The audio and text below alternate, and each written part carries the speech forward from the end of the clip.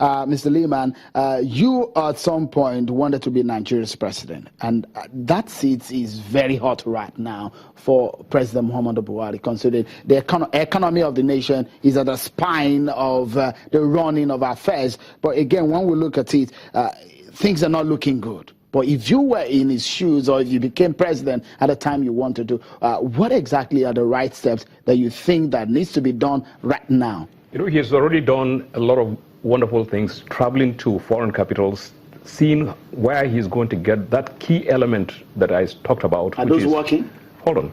Hold on. That's very important. That the foreign exchange element is the key. Even when the speaker mentioned about devolution of power, you need this foreign exchange for even the state governments to do the kind of roles that you want to talk about.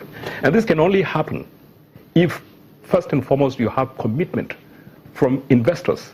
And these investors, that their major key area of concern, if you do any survey, they'll tell you our key concern in any country, some other countries are fisheries, some other countries are, nuclear power. So Nigeria is the oil and gas sector.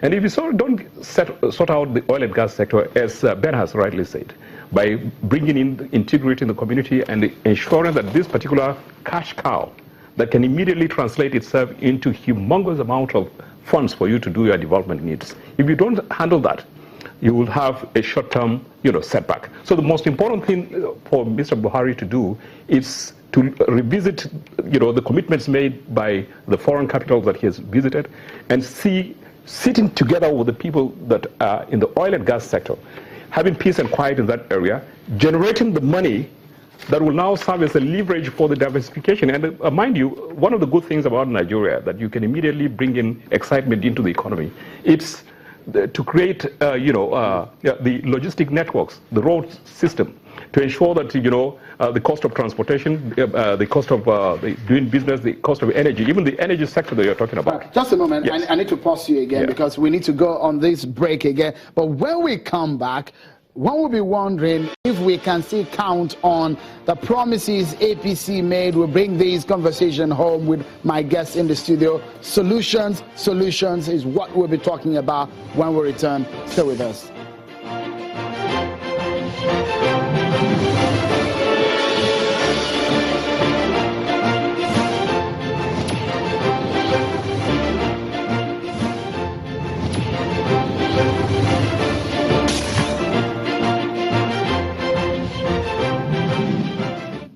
Thank you so much for staying with us. Chief Daniel Wanyawu and Mr. Gautama Liman have been talking to us about the state of the economy and what President Muhammadu Buhari and his team must do right now. We'll bring the conversation home because a former deputy governor of the central bank will be joining us and we'll be looking at very interesting perspective into this matter. But Mr. Liman, as we bring the conversation home now, I've asked you earlier on, one will be wondering, what does the APC government want? Is it clear? And if so, if it's not, what should they be doing right now? Because agriculture does not look like something that we can get money from immediately. Solid minerals, I don't think so too. But those are the focus of the government of the day. I've just told you where they can immediately get this huge infusion of capital. But that also requires... But with the state of things there now, insecurity in that area... It requires the political will, and that's why it's called politics today, isn't it? It requires a political will for Mr. President to appease, to see that, yes, this community involvement takes place, because that's where the cash is locked in.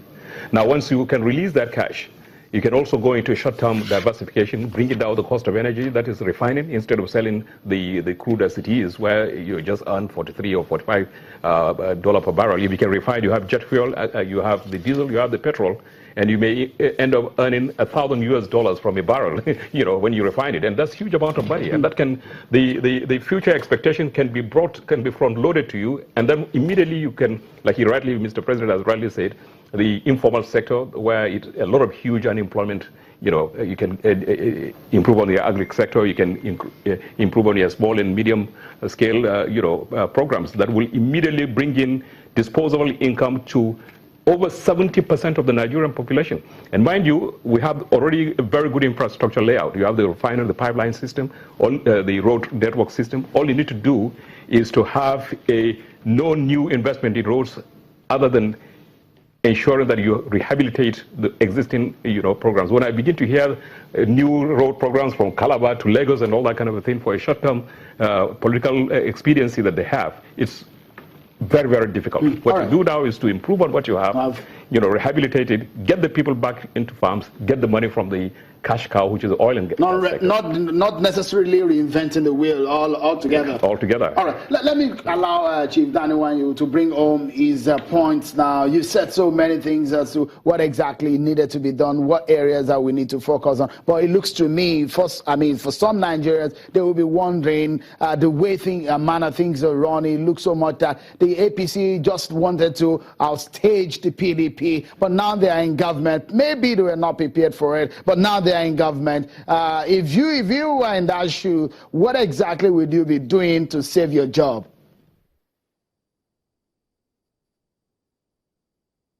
Anyway, I have said it before that Nigerians should forget about the promises made before the election. We should look at how do we salvage our country.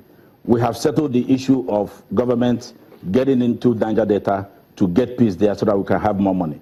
We are talking about agriculture, diversification. You can't talk about agriculture without talking about industry. You make more money from agro industries that will come out from the farm than even the money we make on raw materials. So we have to look at that and then get into the industries, textile industries that have been shut down all over the country. They are not, these industries are industries that can create hundreds of thousands of jobs across the country. So we have to look at these specific areas. The president has done a lot on corruption to make sure that as we work hard towards getting these things fixed, we don't have graft, because there are still people who are ready and willing to steal from the Miaga resources. So he has fixed the Economic and Financial Crimes Commission. The man there is doing a fantastic job, and I think he should be encouraged so that as we move ahead to put more money into the system, because government has to spend more money. They have to look for the money and spend, get into infrastructure, get our infrastructures built. The roads are bad, get it fixed, get industries back to work, and then let us face agriculture, get agro industries. I'll give you an example. If you get a basket of tomato, for example, maybe it will go for 800 naira. So you can get how many cartons of puree of 400 grams from that carton. So you're going to make more money from agro industries that will come out from the company. Minister of Industries did something on Ajokuta. Over the years, we have been spending close to 5 billion officially on importing steel, and unofficially it can get up to $10 billion.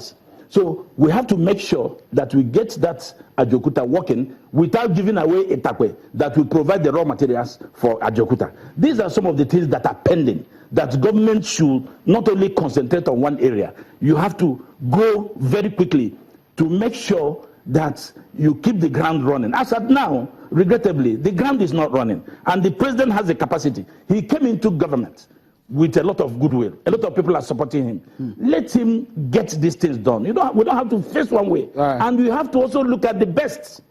We have to look at the best. Right. Who are the people that are driving this process? We have not yet seen that economic team that will drive this process. All these discussions we're having here, there are people you put on board, and they will reverse this trend in 3 months. Right. And Nigerians will start having the benefit of it. Finally, the issue of petroleum products. All right. I'm afraid that we need to go now, Chief Daniwanyu, the former national chairman of the Labour Party, and Mr. Gatim Aliman. Many thanks for joining us on the program. Let me quickly show you these, and I'll bring my next guest on the program. A lot of people have been asking, the budget 2016, what about the performance? But you heard what the Minister of Finance said about the performance and how much money has been pumped into the economy. What are we to expect in the coming days? Allow you listen to her now, and I'll bring in my next guest on the program.